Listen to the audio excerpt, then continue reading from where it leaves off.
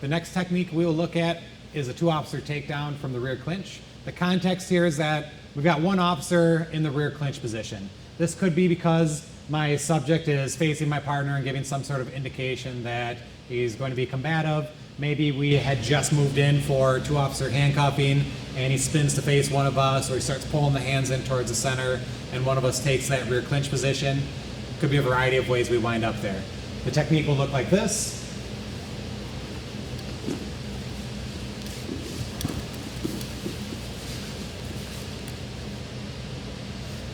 Let's reset.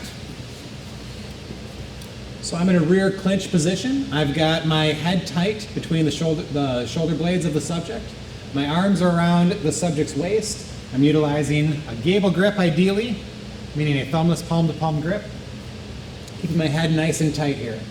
I've got my gun side angled back ideally. And I've communicated with my partner in some way, shape, or form. Maybe I told him I've got high, he told me he's got low. Maybe we're just doing some reading off of each other here. When my partner moves in to grab the legs, you'll notice Chris is covering his head. He's wrapping up the subject's legs right at the knees there. And he's also placing his head at or behind the thigh there. He doesn't want his head in front of the subject's thigh where a knee could potentially impact him. So he's protecting his head just by keeping it tucked here. In reality, we would effect the takedown immediately. We're not gonna wait and let this person figure out how to continue to resist us. To effect the takedown, Chris does not need to lift. I'm just off balancing the subject while Chris anchors those legs in place. At this point, once I've broken that balance, I don't need to keep my head super tight to the subject's back anymore.